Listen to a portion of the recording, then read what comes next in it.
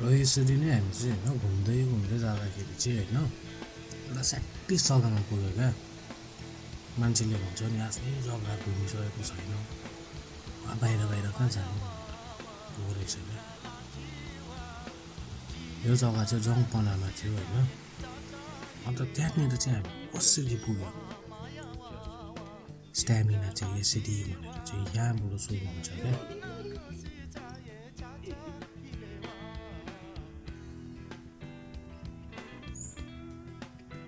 कल्तु भोलि चाहिँ हामी के गर्नुपर्ने, बिहान 7 बजी आएर चाहिँ प्लानिङ एकपल्ट मजाले भन्छ। 7 बजी आउनु, अब के साथी त ल्याउनु भइहाल्छ, किन्नु त हो। 7 बजी हिँडेर हामी पुग्छु माथि 10 बजी।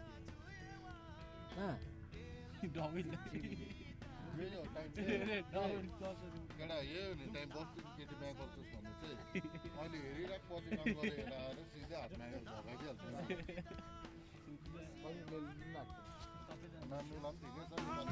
गफ सुन्दैछौ के? न त केटाहरू 7 बजी उठ्यो, न त केटाहरूले केटी नै हेऱ्यो। तै पनि नेक्स्ट डे यसरी सुरु भयो। केटाहरू हिँड्नु त हिँड्दैथ्यो, सुरु गर्यो। ए अँ, भन्दामै खल्तु नै थियो सबसे ढिलो उठ्ने चाहिँ। र यसरी नै हामी चिम्नीको डाँडाबाट ओह्रालो झर्नु थाल्यो र जङपना पुगेको। जङपनाको गाउँमा बिचमा पुगेर केटाहरूले खोज्नु थाल्यो झाड। खोज्दामा खोज्दै एउटा दिदीको दोकान आइपुग्यो हामी। अनि त्यहीँनिर बसेर त अब यहीँनिर रहेछ है, स्टार्ट चाहिँ यसरी नै गरौँ भनेर चाहिँ जाँड मगायो। जाँड फेरि यति राम्रो दामी कि दिदीले घरमै बनाउनु भएको होइन, गाउँको निगार प्लस मेथी फ्लेभर पनि हाल्नु भएको थियो दिदीले।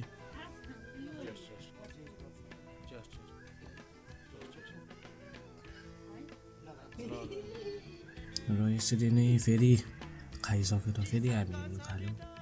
हिँड्दा हिँड्दा हिँड्दा हिँड्दा अझै भित्रभित्र गाउँबाट जानु थाल्यो।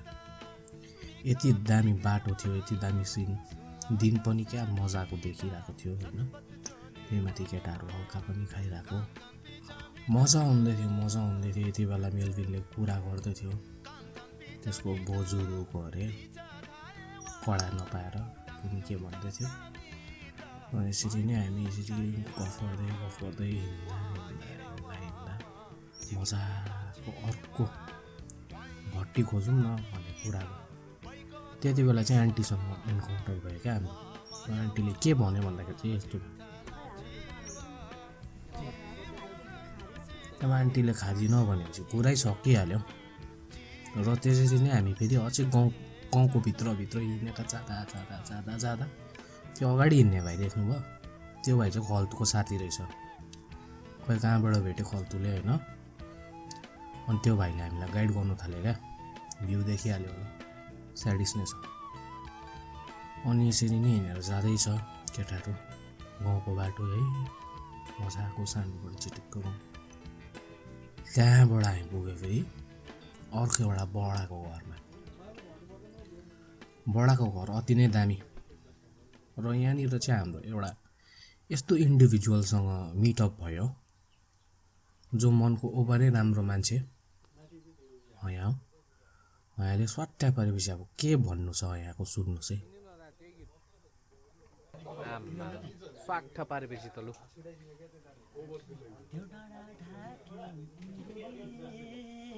अझ पनि भेटिनलाई बरेलाई झुमसुमी बजारमा 12 बजे हो सरर ए हजुर घर हाम्रो पोखरा। र नान्नु चाहिँ जहिले पनि दाल यस्तो दामी गीत गाउँदा पनि जहिले पनि डिस्टर्ब गर्छ क्या नान्नुले। हेरिहाल्नुहोस् है, यस्तो मजाको गीत आइरहेछ। सुरु भयो केटा। त्यही कारण चाहिँ हामी चाहिँ यो गीतलाई चाहिँ स्टार्ट गरिदिउँ।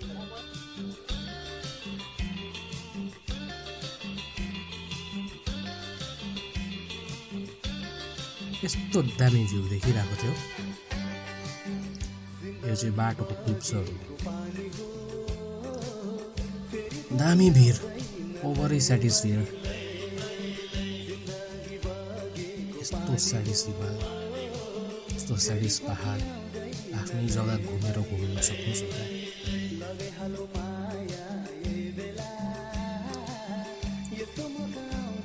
त्यहाँ हेर्नुहोस् पहाड देखेको, यो जङ्गपनाको डाँडाहरू देख्ने उहाँहरू धेरै हो। माथि त्यो चिम्नीको डाँडाहरू देउरा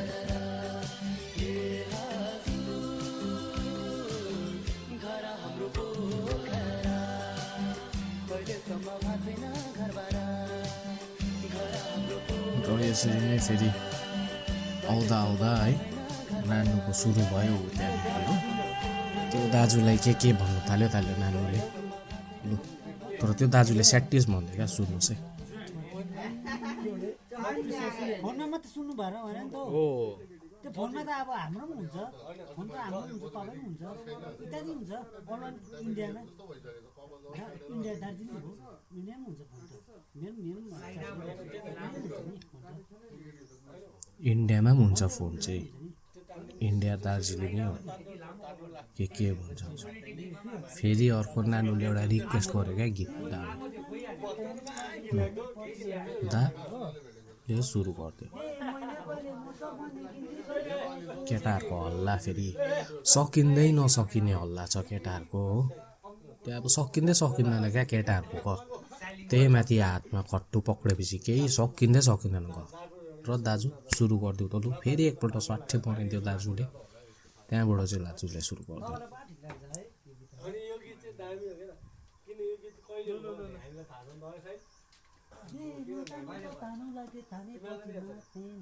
पछाडि मेलबिनले गुट्का खोलेको देख्दैछौ क्या त्यहाँ।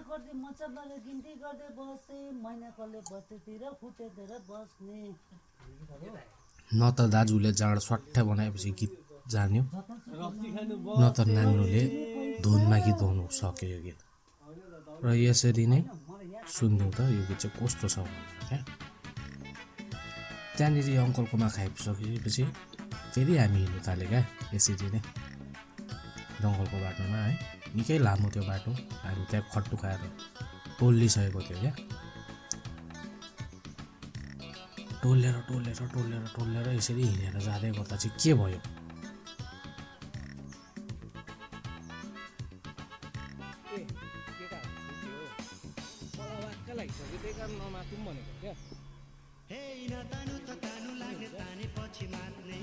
माथेपछि केटाहरू जतासुकै खेल्ने भन्छ। अब उयो नानु लाएर है त्यहाँ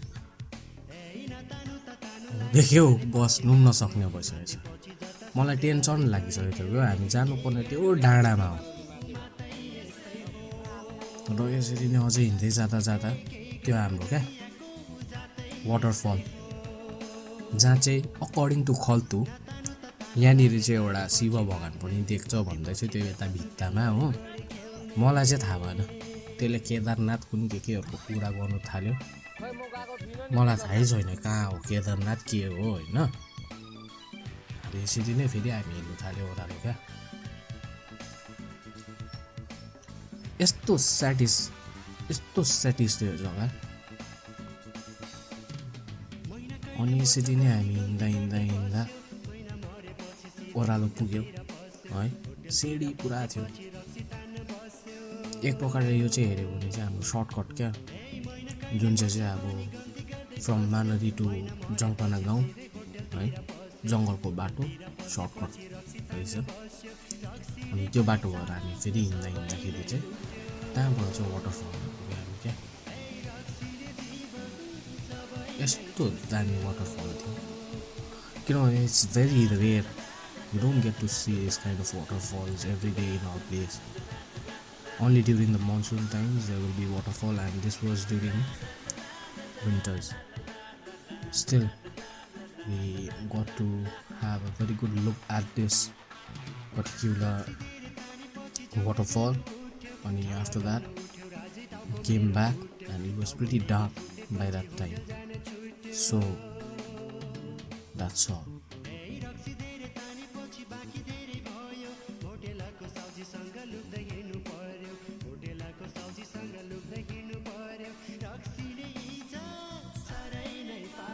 र यसरी नै केटाहरू चाहिँ घर जाँदाखेरि है सबैजना भेट हुँदाखेरि सानो हाइकहरू हुन्छ है।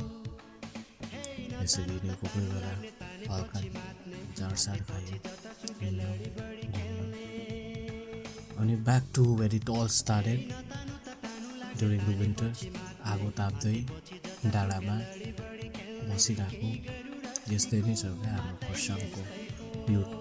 हाम्रो यस्तै नै छ सानोबडे जग्गाको सानोबडे केटाहरूको है। This is how we spend time. अनि केटाहरूसँग टाइम स्पेन्ड गर्नु it's really fun. I can't put it in words. I hope when you experience it, you'll get to know how it is. So, this was it.